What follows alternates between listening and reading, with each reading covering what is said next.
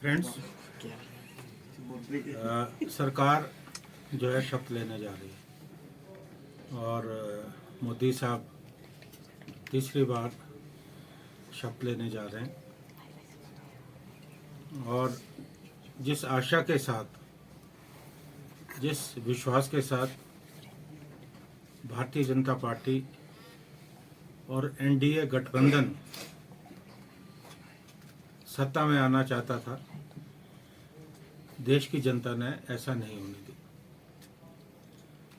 400 पार का नारा धराशायी हुआ और एग्जिट पोल को लेकर मैंने प्रेस वार्ता की थी कि किस तरह से देश में एक माहौल बनाने का प्रयास हुआ था, लेकिन देश की जनता ने देश के संविधान को, देश में लोकतंत्र को बचाने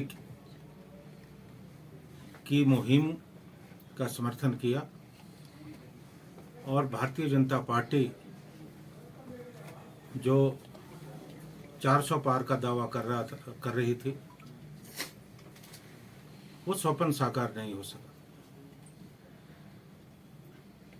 240 सीटें भारतीय जनता पार्टी को मिली है, जो बहुमत से कम है। और आज जो हालात हैं, गठबंधन के अंदर जिस ढंग से मंत्रालय को लेकर झगड़े शुरू हो गए और कई मुद्दों पर परस्पर विरोधाभास है, क्योंकि जेडीयू का बयान आया है जो एनडीए गठबंधन का हिस्सा है कि अग्निवीर पर जो है उनकी सोच सरकार से अलग है, जो पिछली सरकार है। और कोई ऐसे मामले जिनको लेकर जो है गतिरोध जो है चल रहा है। चंद्रबाबू नायडू आंध्र प्रदेश के लिए अलग पैकेज की मांग कर रहे हैं, महाराष्ट्र में भी मांग की जा रही है। ये स्थिति आने वाले समय में एनडीए के लिए सुखद नहीं, क्योंकि नीतीश कुमार जी की राजनीति अलग है, वो अपने हिसाब से चल रहे हैं। मुझे ये लगता है कि ये सरकार आने वाले समय में बहुत सारे विरोधाभासों का सामना जो है करने वाली। हालांकि मैं कोई भविष्यवाणी नहीं करता, लेकिन राजनीति शास्त्र का विद्यार्थी होने के नाते मुझे लगता है कि ये सरकार चलनी बहुत मुश्किल, क्योंकि जिन बैसाखियों के सहारे भारतीय जनता पार्टी सत्ता में आई है, वो बैसाखियां कब हट जाएं कह नहीं सकते। और भारतीय जनता पार्टी ने जिस ढंग से देश में एक माहौल, सांप्रदायिक माहौल, एक सांप्रदायिक ध्रुवीकरण की रणनीति की थी, लोगों ने उसे पसंद नहीं किया। और जो हार उत्तर प्रदेश में हुई है, उससे कहीं ना कहीं भारतीय जनता पार्टी की चूल्हे हिली है। 19 से ज़्यादा मंत्री जो है चुनाव हारे और इनमें स्मृति ईरानी भी शामिल है। और एक बात का आप अंदाज़ा लगा सकते हैं कि प्रधानमंत्री मोदी जिस सीट से लगभग 4.25 लाख से जीते थे, वो अंतर जो है लगभग 1.5 लाख का रह गया। कि लोकप्रियता का जो ग्राफ है वो कितना ज़्यादा कम हुआ है। और अयोध्या में जहाँ राम मंदिर बना, वहाँ भी अयोध्या के लोगों ने भारतीय जनता पार्टी की राजनीति को पसंद नहीं किया। जनता पार्टी चुनाव हारी है, चित्रकूट में हारी। ये अपने आप को इंगित करता है कि जो देश की जनता है। देश की जनता देश में एक ऐसा माहौल चाहती है कि सब जातियों के लोग, सब धर्मों के लोग इकट्ठे रहें, मिलकर चलें। और उन्हें इस बात का संशय था कि अगर तीसरी बार बड़े बहुमत से भारतीय जनता पार्टी का गठबंधन सत्ता में आता है तो कहीं ना कहीं संविधान और लोकतंत्र को खतरा है। और जो मुद्दे थे जो विपक्ष ने उठाए, चाहे बेरोजगारी को लेकर मुद्दा था, महंगाई को लेकर मुद्दा था, इन मुद्दों का आम जनमानस पे असर हुआ है। और एक बात मैं यहाँ कहना चाहूँगा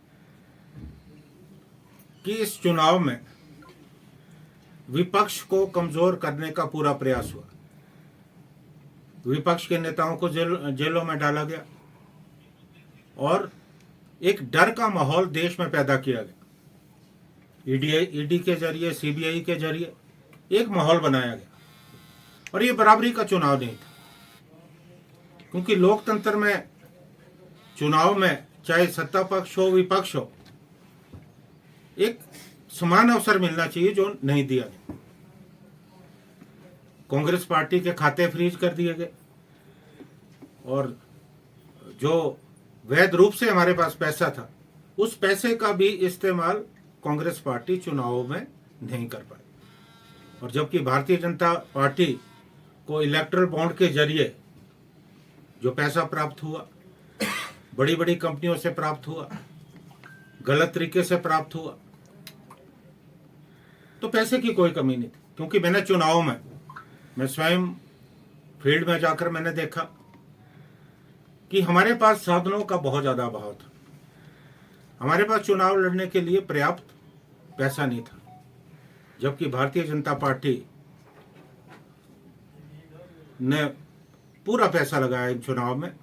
और मैं ये कह सकता हूं कि अगर समान अवसर मिला होता तो आज भारतीय जनता पार्टी और ये जो गठबंधन है वो विपक्ष में बैठा होता।